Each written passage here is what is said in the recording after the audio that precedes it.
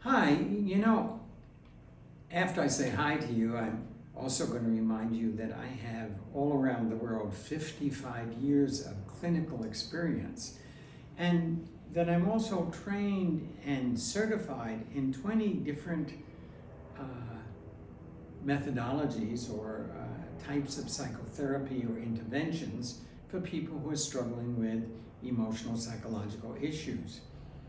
And I started with Freud because that's all there was, and I have grown through all of the different areas of psychotherapy that have evolved to help people. And I can now say to you, as I talk to you, so many of the problems that I worked with people, and I made some progress, but when a person came to me with an eating disorder, when a person came to me with a really deep drug problem, when a person came to me with, well, you might say it was borderline tremendous rage, and then laughter, and then really inappropriate emotional responses, and ongoing, really entrenched depression. When you see these things, you can be sure that there's some trauma base. And no matter what you do, you're going to find that your client doesn't make the kind of progress you want them to make or they want to make. And when a client really makes progress in any of these areas, their friends notice, they tell their friends, people are referred to you. So I would say that when you're working with these problems, it becomes more obvious if somebody is a cutter, trauma. So often, not often, almost always, drug abuse, alcoholism, really self-mutilating and destructive behavior, eating disorders, serious depression, and I have found I've made tremendous progress very quickly with the borderline patients because the traumatic experiences prevent them from learning how to reorganize and use their own resources. And the borderline person doesn't have an inner structure for resilience. It's extremely important to, of course, make the connection and engage all of these people. They have to really be in a place where they can experience different invitations to experiences that they can reintegrate in a new way. And you have to be trained in trauma to clear out the trauma. I can tell you that psychoanalysis does not train you to deal with trauma as we know it exists neurologically and biologically and psychologically today. Gestalt does not. Psychodrama does not. All of these methods, and I could go on and on, many of the body therapies, core energetics or bioenergetics. Mindfulness is a joke with a traumatized person because they can't pay attention for any period of time if you don't work on the traumatic material, and they can do mindfulness. They just feel more and more defeated. And when all of these people feel more and more defeated, they go more into drugs, more into eating disorders, more into depression. One of the problems in not knowing how trauma operates and how you need to interface with the trauma in an effective way is that the client who's already desperate and disillusioned becomes more disillusioned. It's really important to understand how trauma works, and trauma does not work logically. If it did, the client could reason their way out, and trauma is not even labeled. The client doesn't even know it's there because they have never put the words to the traumatic experience. So knowing how to bring that in a way to their attention so they're not overwhelmed by the experience, because when you do a cathartic connection, they're re-traumatized. And when a person says, oh, this is my trauma, and can describe it, that's the tip of the iceberg.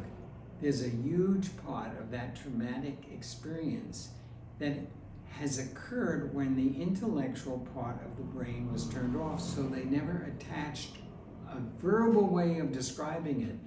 And until they can have the language emerge that connects to these stored experiences, they cannot reprocess trauma.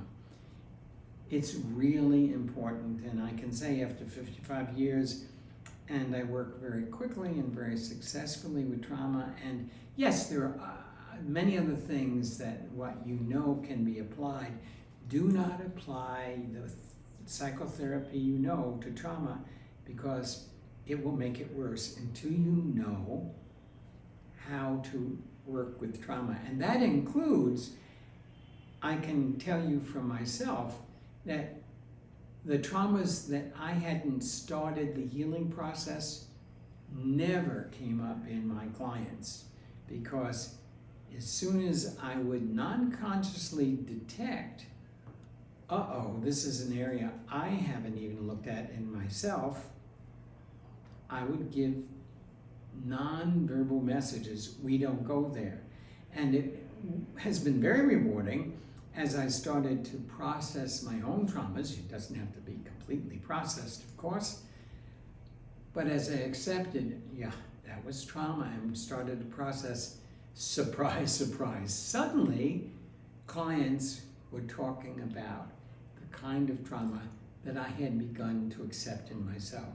This is extremely important for you to know how trauma works, so that you have the resources to be a really good therapist that works with trauma, which will be, at this point with the pandemic, in 80 to 90% of your clients. The pandemic is deepening the traumas that they didn't know exist they had, and providing new traumas, because people are losing their identity, they're losing their jobs, they feel hopeless.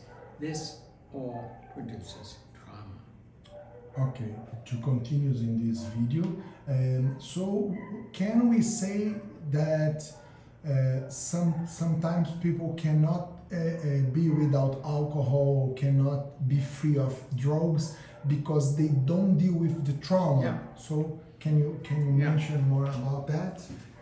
Because some people maybe try to be free of drugs or get lose weight, but they only works with the intellect and the complement this what I'm saying. So let me add some more information. You know, when I was initially trained, and many therapists today practice this way, I think it's a mistake. I don't do it, but many people do. That if a person comes to you and they're on drugs or they have a problem with alcohol, that, well, we can't work with them until they're sober. My feeling is, for some people, it's quite a slow process, but they need to have somebody connected to them while they diminish the use of alcohol and drugs. Now, I'm not being silly. I had a gentleman who came to me, and he was drinking 2 bottles of wine every single night, 7 days a week, and he said to me, I have a little problem with alcohol. I'm a heavy drinker. And I said, how much do you drink on the average? And he said, oh, usually 2 bottles a night. I said, sir, you're drunk. This is not, I'm a heavy drinker. You're a drunk. So I do confront.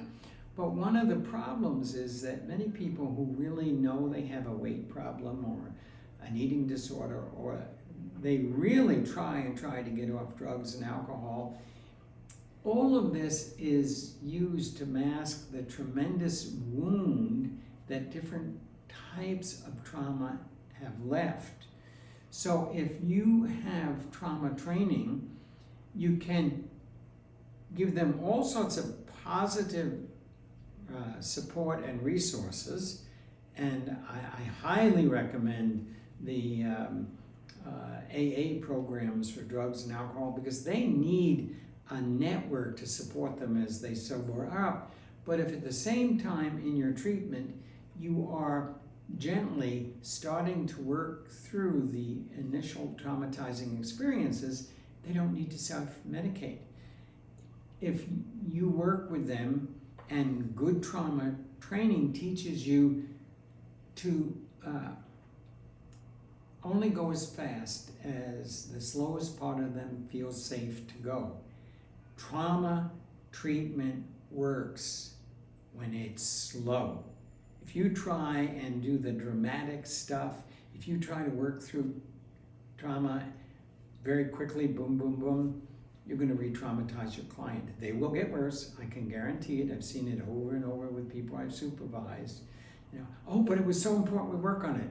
Slow always works. And I had to learn to build patience within myself, because what you really want for your client with any of these problems is that they make a simple, single step forward in their life, another step forward in their life. This is how somebody really regains resilience. This is how they come to a really back into a functional life. Not with great drama, but one step forward and the next step forward, because all life is about life affirmation and forward movement and flow.